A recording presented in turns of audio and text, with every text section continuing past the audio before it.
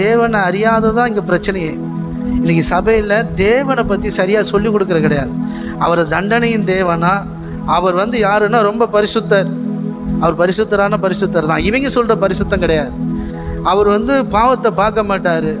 அவர் பரிசுத்தமான தேவன். அதே நேரத்தில் அன்பாகவும் இருப்பார், அதே நேரத்தில் நீதியாகவும் இருப்பார். நீ நல்ல பிள்ளையாக இருந்தால் அன்பாக இருப்பார்.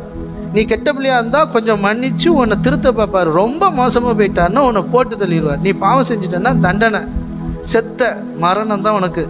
வேறு வழியே கிடையாது, உனக்கு மன்னிப்பே கிடையாது, நீ செத்து தான் ஆகணும் அப்படின்னு சொல்லிட்டாரு. இப்போ சரி பரவாயில்ல, இருந்தாலும் உன் மேலே இறக்கப்பட்டு, நான் இரக்கமுள்ள தெய்வம் இல்லையா, கிருபையுள்ள தெய்வம் இல்லையா, அதனால் உன் மேலே உள்ள வேண்டிய தண்டனை பூரா இயேசு மேலே போட்டுருதேன், நீ தப்பிச்சு பழிச்சு எப்படியா வந்துரு அப்படிங்கிற ஒரு உபதேசத்தை சொல்லி தந்ததுனால நம்ம மனநிலை எப்படி இருக்குன்னா, பாவத்துக்கு தண்டனை உண்டு, தப்புக்கு தண்டனை உண்டுன்னு தண்டனையும் தேவனே பார்த்தனால நம்ம மனசு எப்படி இருக்குன்னா தண்டிக்கிறது தான் இருக்கும். எழுதித்தரேன், நம்ப முடியலன்னா விட்டுருங்க. நம்முடைய தேவன் அப்படி நம்மளை படைக்கல. உறவின் தேவன். நல்லா புரிஞ்சுவோங்க. தேவன் முத மனுஷன் எதுக்கு சிருஷ்டித்தார்னா, பிதாகுமாரன் பரிசுத்தாவியான அந்த அன்பில், அந்த உறவில், அந்த ஐக்கியத்தில் இருந்து, அந்த நிறைவில் இருந்து, அந்த அன்பின் பெருக்கத்திலேருந்து உருவானவன் தான் மனுஷன். எல்லாம் சிருஷ்டிப்போம். மனுஷனை படைச்சது எதுக்குன்னா அவனுக்காக வாழணும்னு. கையை தட்டி நம்புகிறவங்க நம்புங்க. இது நிறைய பேருக்கு கள்ள உபதேசமாக தெரியும். நமக்கு என்ன சொல்லி தந்தாங்க, நீ தேவனுக்காக வாழணும்னு. தப்பு, அங்கே தான் அஸ்திபாரமே தப்பு.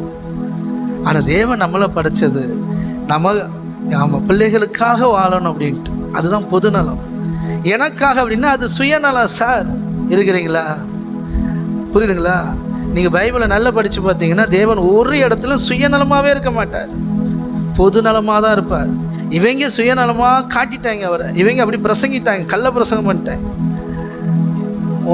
அப்போது தேவன் நம்மளை படைச்சது எதுக்குன்னா நம்மளை என்ன பண்ணுறது, ஆமாம், ஆசீர்வதிக்கிறது, நம்ம கூட அன்பு செலுத்துறது, நம்மளோட பழகிறது, நம்மளோட உறவில் இருக்கிறது, நம்ம பிள்ளைகளாக இருக்கிற நம்மளை உருவாக்கி அவருடைய பிள்ளைகளாக, அவருடைய பணியை செய்கிற முதிர்ச்சி பெற்ற பிள்ளைகளாக மாற்றணுங்கிறதுக்காக அவர் நம்மளை சிருஷ்டித்தார். நமக்காக தான் தேவனே இருக்கிறார்.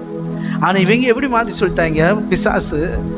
ஆமாம், நீ தேவனுக்காக படைக்கப்பட்டிருக்கிற, நீ இந்த ஜனங்கள் துதியை சொல்லி கொண்டு வருவார்கள், ஆராதிப்பார்கள், இதுக்கு தான் நீங்கள் அழைக்கப்பட்டிருக்க, ஆராதிக்கணும், துதிக்கணும், இதுக்கு மட்டும்தான் நீ இருக்க லாய்க்கு, வேறு எதுவும் செஞ்சிடக்கூடாது, பிச்சு விட மிச்சு அப்படின்றாங்க.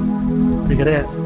அப்படின்னா நீங்கள் தேவனுக்காக வாழ்க்கை. அப்படின்னா இயேசு கிறிஸ்து பைபிள் சொல்லுது, ஊழியம் கொல்லும்படி வரலையாம், ஊழியம் செய்யும்படி வந்தாராம். கையை தட்டி ஏசப்பா ஊழியம் கொல்லும்படி வரலையாம்.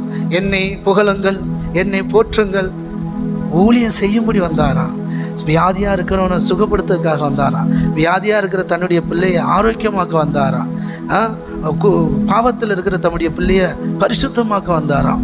ஊழியம் செய்யும்படி வந்தார். சொல்லுங்க, 2 தடவை சொல்லுங்க. இயேசு கிறிஸ்து ஊழியம் செய்வதற்காக வந்தார். அப்போ என்னை கண்டவன் பிதாவை கண்டான் அப்படின்னு சொல்லுது. என் பிதா எனக்கு சொன்னதை தான் நான் செய்கிறேன், பிதா என்ன அதுக்கு தான் அனுப்பியிருக்கிறான். அப்போ பிதாவுக்கு என்ன வேலை? நமக்கு ஊழியம் செய்கிறது தான் வேலை. கையை தட்டி. ஆவியானவருக்கு என்ன வேலை?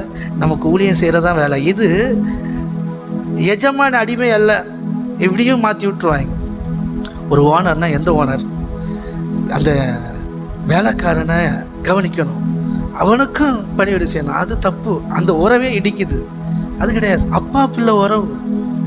அப்பா பிள்ளைக்கு ட்ரெஸ் கொடுத்து விடுறது, அப்பா பிள்ளைக்கு ஆய் கழுவுறது, அப்பா பிள்ளைக்கு ஹாஸ்பிட்டல் உடம்பு சரியில்லைன்னா சுகப்படுத்துறது, அப்பா பிள்ளைக்கு உடம்பு சரியில்லைன்னா மருந்து கொடுக்கறது, அப்பா குணமாக்குறது, அப்பா பிள்ளையுடைய தப்பான கேரக்டரை மாற்றுறது, திருத்துறது. இது அப்பா பிள்ளை உறவு பாருங்கள். ஆனால் இங்கே கடவுள் மனுஷன், அவர் எங்கேயோ இருக்கிறார், நம்ம இங்கே இருக்கிறோம். அவர் பரிசுத்தமானவர், நம்ம பாவி. நம்மளை பிரிச்சுக்கிட்டே இருந்தாங்க பாருங்கள். பிரசங்கம் பண்ணுற பிரசங்கம் பூரா பிரிக்கிற பிரசங்கம் தான்.